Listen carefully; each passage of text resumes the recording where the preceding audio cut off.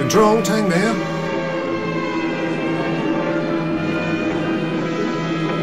Scramble! Scramble! Bandits approaching. ETA Tangmere imminent.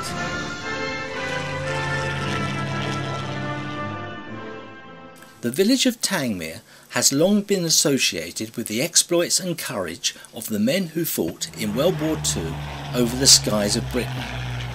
Today, it retains its links with the past as the village celebrates the 70th anniversary of Armed Forces Day as part of a national celebration held on this day, the 26th of June 2010. The community have come together to celebrate not only past glories, but to acknowledge the spirit and determination of the villagers and the youngsters of today at their annual village fete. Come on, shout these kids up. Come on, give them a hand.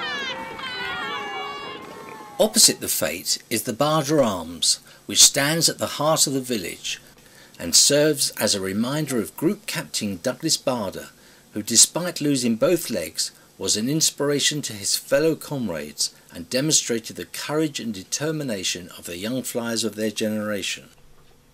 These days the public house is home to veterans and young alike, where the function rooms and general decor portray the men and their fighting machines. In September, this location saw the reunion of former servicemen when Wing Commander Peter Ayres, DFC, now in his 90s, unveiled a plaque to celebrate the 70th anniversary of the Battle of Britain. Ladies and gentlemen, I feel it a very great honour to be invited to do this unveiling, because I used to be stationed here in 1941, and then I came back again in 1944.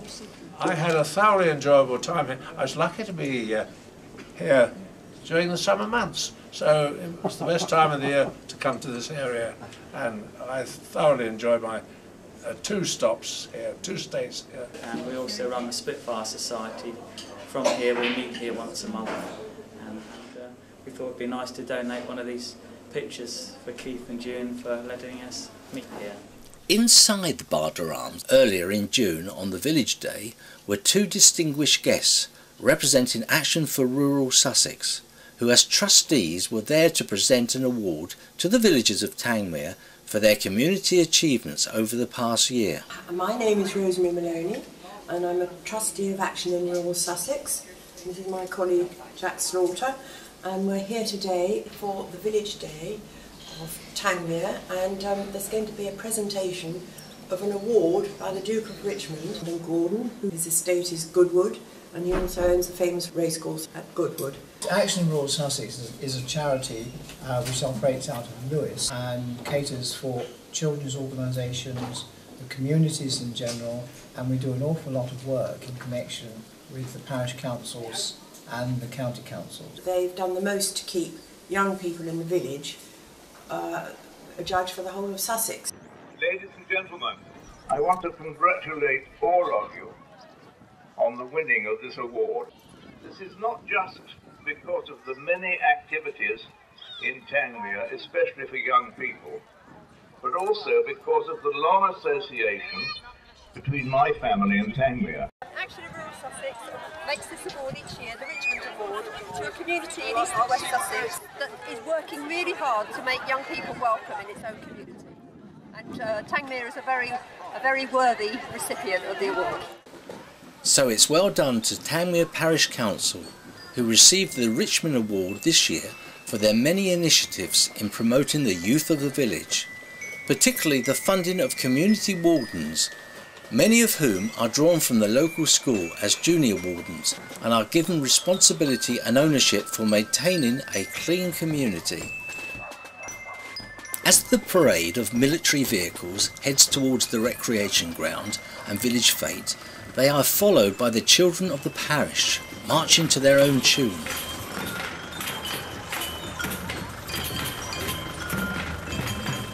Here they join their fellow pupils, demonstrating their gymnastic skills to an enthusiastic crowd.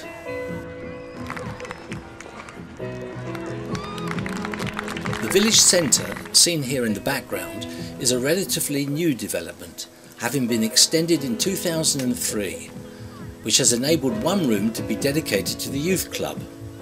The centre serves a population of less than 3,000 compared to the 120 recorded at the time of the Domesday Book in 1066.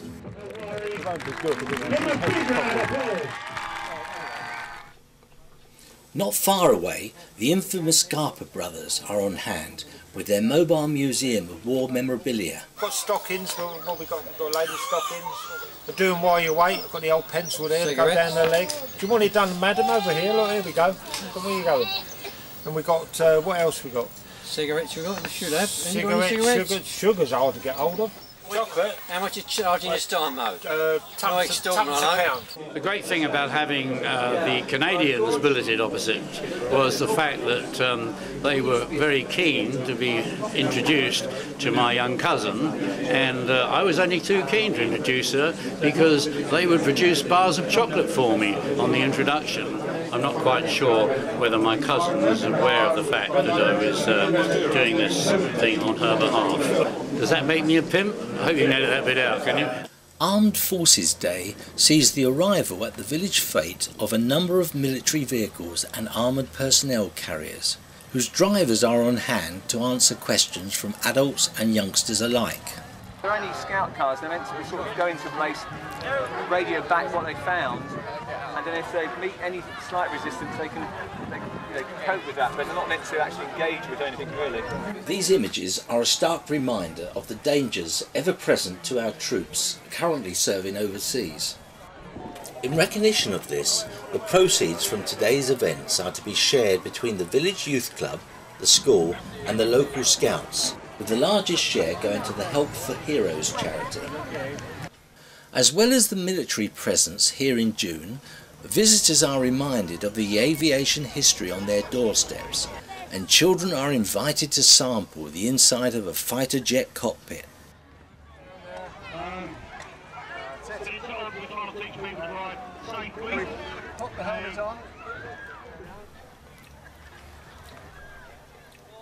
At the far end of the village can be found the Military Aviation Museum, situated on what was once one of the main airfields at the forefront of the Battle of Britain. The museum now contains a truly magnificent collection of historical and modern-day fighter aircraft.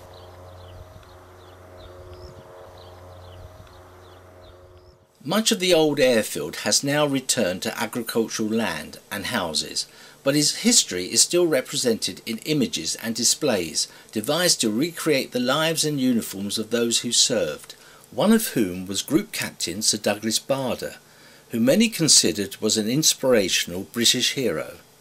He served with the Royal Air Force from 1928 until 1946, where he lost both legs, not through combat as might have been expected, but whilst practising aerobatics in 1931. He went on to notch up one of the highest kills of enemy aircraft during World War II. In 1941 he was promoted to Wing Commander and became one of the first wing leaders when stationed at Tangmere with 616 Squadron flying Spitfires. He was shot down over France in 1941 and spent time at the Stalag prison camp and then at Colditz, where after making so many attempts to escape, the Germans threatened to take away his prosthetic legs. These days he is immortalised in film and by name. I didn't know Douglas Bader all that long because in 1941 he was shot down and taken prisoner of war and was there until the end of the war. But I did meet him after he was released, and on one occasion I remember Douglas Bader with his wife. He said, "Oh, I think I'll go for a swim." So he'd go into the little changing hut, take off his clothes, undo his legs. One was just above the knee, one was just below the knee. And he'd hang his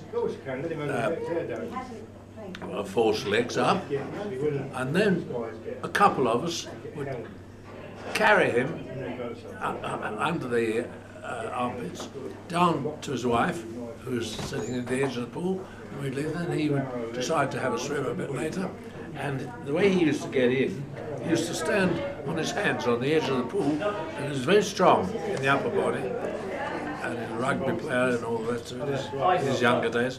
But he used to stand on his hands and then with his arm force himself into the water. The Spitfire squadrons were not on the main airfield. We had 2 squadrons at West Hamlet and 1 at Merston. So we had 3 Spitfire squadrons, right, and Douglas Bader was the wing leader. Tangmere was a small village with fewer than 250 people until it became a Royal Air Force defence base from 1917 to 1970. The airfield saw service during the First World War. On the 16th of August 1940, 100 Stuka dive bombers and fighters headed for the south coast and Tangmere, where they inflicted extensive damage to buildings and aircraft on the ground, with many casualties.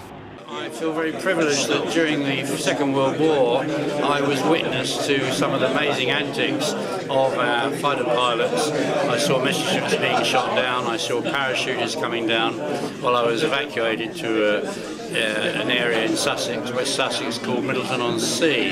First time up at night on my own, I saw some flashes coming in front of me. I didn't know it was, but I was being shot at by a German night fighter who was intruding on the east coast.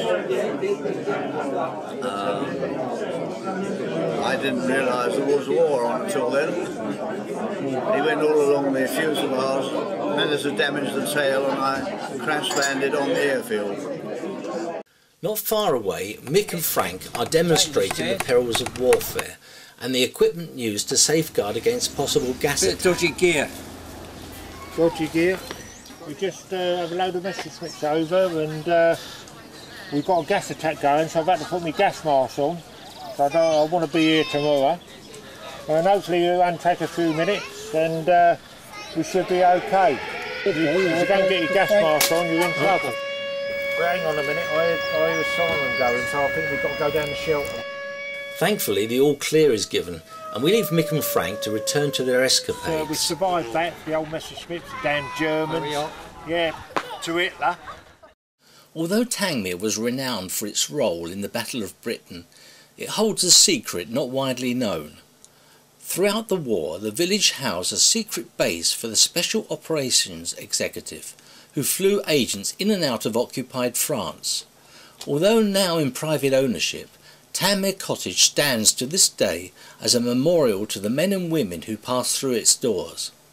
Hi, my name is Father Ian. I'm the parish priest here at St Andrew's, Tangmere. The church itself has been here since the 11th century, and most of the major building work was finished by the 15th. It's been a centre of the church's worship and spiritual life ever since. Amongst other notable things, it survived Battle of Britain in 1940 and even survived a lightning strike in 2003. As you walk up the path from the road to the church, you can't fail to see the magnificent yew tree. The yew tree is said to predate the stone building of the church, being over 1,000 years old. The church continues to thrive and survive at the heart of our village to this day.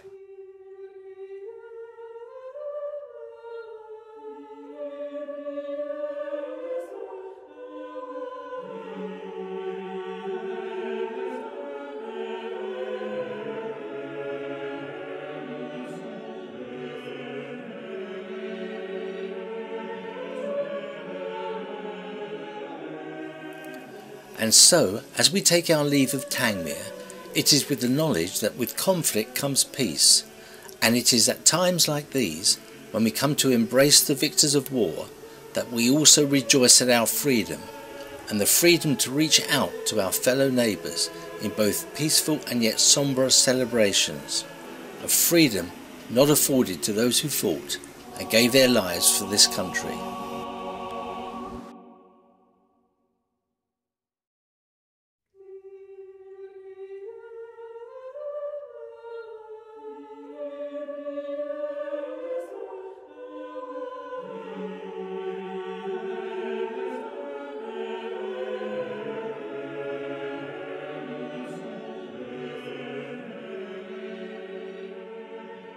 Mr. Churchill, I can't speak to you at the moment. I've got Mick to speak with me.